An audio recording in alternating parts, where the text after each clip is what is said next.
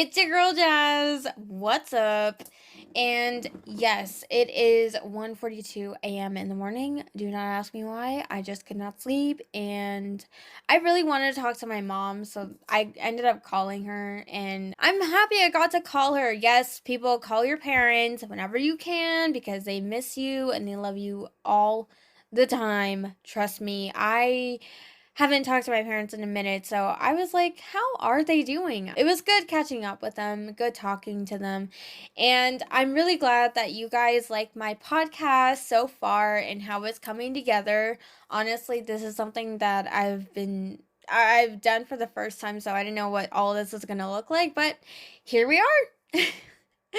And some of the things I wanted to talk about was this show called Only Murders in the Building, and I guess I can go off for that. So why I mentioned the show is because like what I was going to talk about, like how this podcast was inspired by the show, just because like I love watching and reading things that have you super immersed and super personalized, if that makes sense. Because if if it's like an interactive, I'm like one of those people who love interactive stories. Like if you get to play those games where it's like, oh, you have to make a choice and the outcome will be different every time. I love those kinds of games, and I especially love Only Murders in the Building just because it's funny, it's witty, there's humor, there's not anything crazy going on. And they're just like these three neighbors from an apartment complex, a really fancy apartment complex in New York, and they come together obsessed with murderers. And so obviously we're not going to murder anyone here, promise. That's not going to happen. I trust me. um but yeah, I just wanted to say that show, because of that show, it inspired me to make my own podcast because I was seeing them do it. So I was like, you know what? Because this is like such a good show, I feel as though it could become a book, but unfortunately, it's not a book. I looked it up. Don't worry. It has 4 seasons and it's good. And I'm telling you, it's good. I'm writing a good review on it. Trust me. And I can't wait until season 5. It already has 4 seasons, so yeah, I'm excited for season 5. Oh my gosh, season 4 left on such a good cliffhanger. I'm like, oh, what? So it always keeps you guessing. I definitely feel like it's not a predictable show, that's for sure. Like, no matter how many times I watch it, like, even though I know what's gonna happen, I feel as though it's not really predictable. I actually got it wrong. I was like, you know how you watch a crime show and you're like, huh, you wonder who did it, or you point at them and you are mostly right about it. Not this one. Not this one. Not this show. Because this show, like, you actually have to watch every detail. And I don't think it's really that predictable either. I really didn't see it coming. So, yeah. It's a good show. You guys should watch it. It's on Disney Plus. It's on Hulu. It's a really good show. It has Selena Gomez in it. I don't know if you guys like Selena Gomez, but still a good show. Anyways. So, yeah, that inspired why I wanted to do this podcast, part of the reason why. And now I will go into my next topic. So, while I was calling my mom on the phone, I was looking at my Facebook post, right? You know how you video call one of your friends or your family members and you just get distracted by just like scrolling on your phone? Well, when I opened my Facebook page, one of the first questions that popped up that I saw, like one of the Facebook posts that I saw was, how did you overcome culture shock living in Okinawa? And I thought, oh my gosh, actually, that's a great question.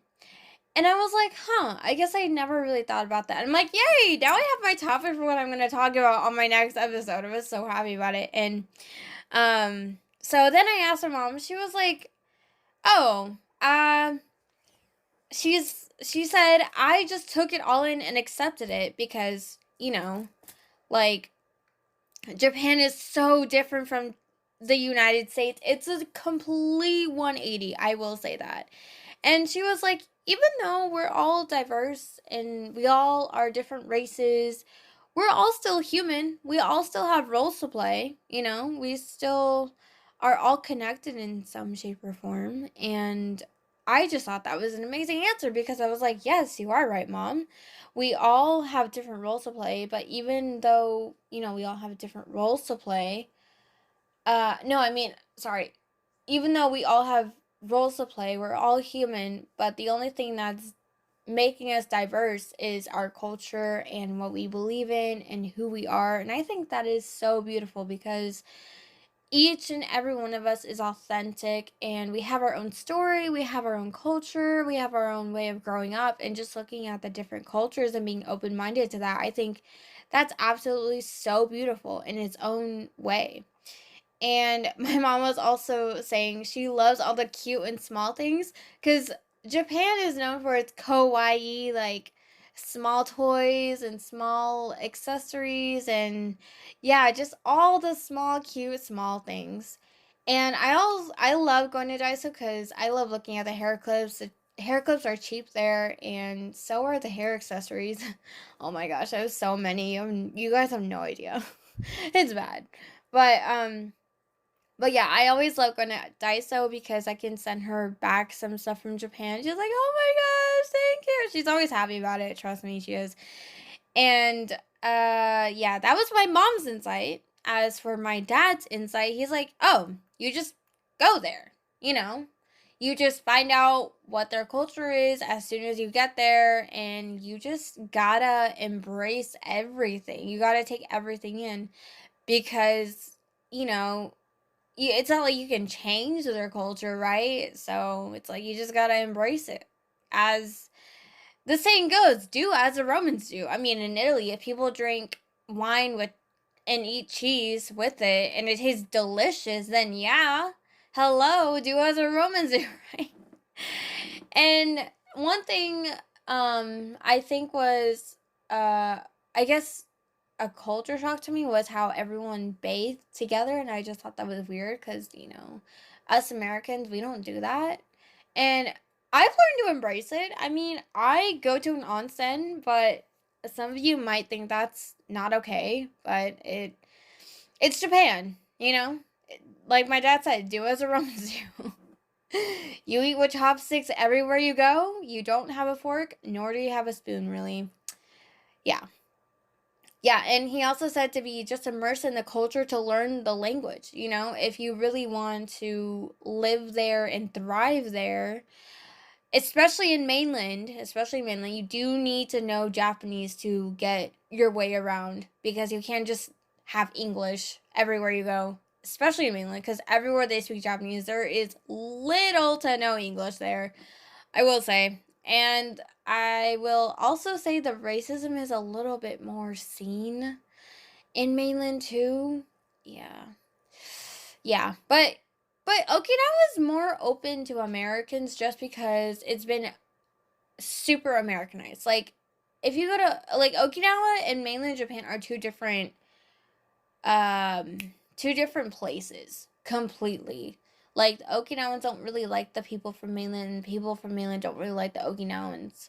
Um and yeah, the Japanese culture is just so different from American culture. Like if you come to Japan having expectations of the States, you will be disappointed because I'm telling you right now, Japan is nothing like the States. Sorry guys. It's it's just how it is. Uh but yeah, that was just like what I thought I'd touch up on and talk about a little bit. I don't really have anything else other than I went to a Family Mart run just now, like a couple of minutes ago, and I got some onigiri. If you guys don't know what onigiri is, it's like a rice ball sandwich with spam and egg. Covered in seaweed. It's like wrapped in seaweed. It's a sandwich. Some of you might think that's disgusting or whatever, but I'm telling you right now, it's so good. I could eat it every day, all day, and yeah, it's so light and nutritious too. It has a lot of carbs though, because it's like mainly made of rice, but whatever.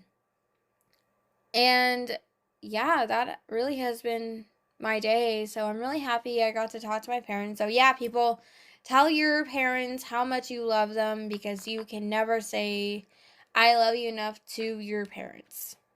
All right, well, that is all that I have for tonight. I hope you guys have a wonderful and amazing rest of your day. I love you guys. Jesus loves you more, though. Jesus loves you. And I will talk to you soon. I hope you guys have enjoyed this and look forward to more episodes like this, because this is how it's going to be sometimes.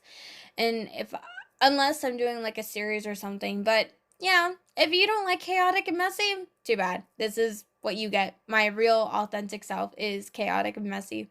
Oh well, I'm not trying to be like everyone else, so yeah. And I know that's a good thing. But yeah. All right, guys, have a good night. Love you. Bye. Be sure to follow and subscribe for more episodes. You will not be disappointed. All right, guys, see you later. Ciao. Jas signing out.